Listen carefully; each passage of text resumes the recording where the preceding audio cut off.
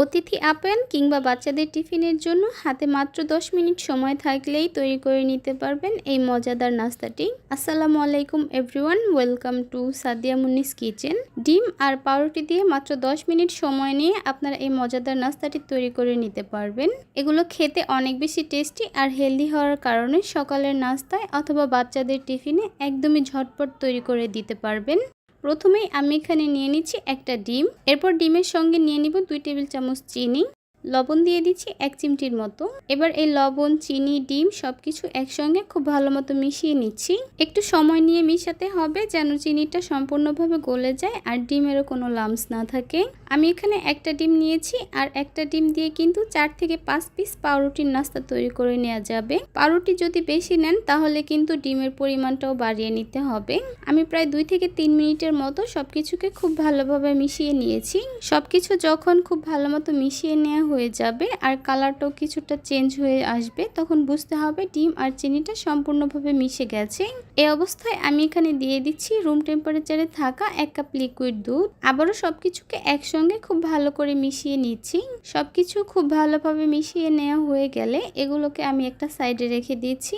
এরপর পাউরুটিগুলোকে রেডি করে নিব। আমি এখানে একসঙ্গে 2 পিস করে পাউরুটি নিয়ে নিয়েছি।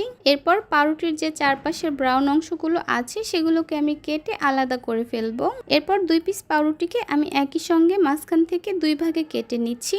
এভাবে 5 থেকে 6 পিস পাউরুটিকে আমি 2 পিস করে কেটে নিয়েছি। আপনারা আপনাদের প্রয়োজন অনুযায়ী এভাবে কেটে নেবেন। এবার এখান থেকে 1 পিস করে পাউরুটি নিয়ে দুধ ডিমের মিশ্রণের মধ্যে 2 পাশ থেকে ভালোভাবে মিশিয়ে নিচ্ছি।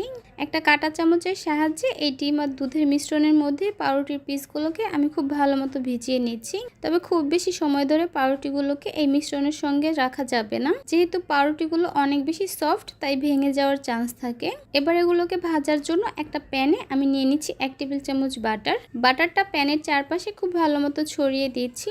এরপর যখন বাটারটা মেল্ট হয়ে যাবে তখন আমি এখানে পাউরুটির পিসগুলোকে দিয়ে দিচ্ছি। একসঙ্গে 3 থেকে 4 পিস করে ভেজে নেওয়া যাবে।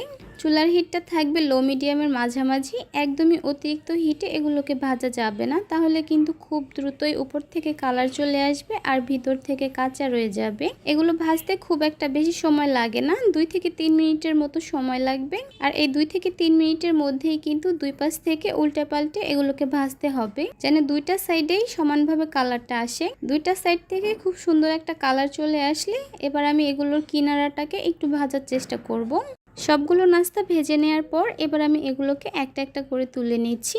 নাস্তাগুলোকে দেখতে বেশি টেস্টি আর অনেক বেশি লোভনীয় করার জন্য এখানে একটা বাটিতে নিয়ে নিচ্ছি 2 টেবিল চামচ চিনি, নিয়ে নিচ্ছি 2 টেবিল চামচ গুঁড়া দুধ। এবার চিনি আর গুঁড়া দুধটাকে আমি একসঙ্গে খুব ভালোভাবে মিশিয়ে নিব। এখানে আপনারা ফ্লেভারের জন্য এলাচের গুঁড়াটাও মিশিয়ে নিতে পারেন, তবে আমি দিচ্ছি না। আমার কাছে গুঁড়া দুধ দেওয়ার কারণে দুধের একটা সুন্দর ফ্লেভার আসে, সেটাই আমার কাছে ভালো লাগে। গুঁড়া দুধ আর চিনিটাকে খুব ভালো মতো মিশিয়ে নেওয়ার পর এবার আমি এখান থেকে একটা করে নাস্তা নিব আর দুধ চিনির মিশ্রণের সঙ্গে খুব ভালোভাবে মিশিয়ে নিব।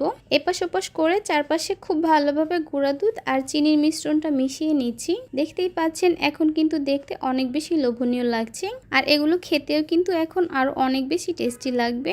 ব্যাস তৈরি হয়ে গেল একদমই কম সময়ে অল্প কিছু উপকরণে ভীষণ মজাদার একটি বিকেলের নাস্তা। সকালের নাস্তা থেকে শুরু করে অতিথি আপ্যায়ন কিংবা বাচ্চাদের টিফিনে সব জায়গায় কিন্তু এই নাস্তাটা একদমই জমে যায়। খুব সহজ একটা রেসিপি, আপনারা বাসায় একবার তৈরি করে দেখবেন, সবাই খুবই পছন্দ করবে। আশা করছি আমার আজকের এই রেসিপিটি আপনাদের কাছে খুবই ভালো লেগেছে আর সহজও লেগেছে। তাহলে আজকে এ পর্যন্তই। সবাই অনেক বেশি ভালো থাকবেন, সুস্থ থাকবেন। আল্লাহ হাফেজ।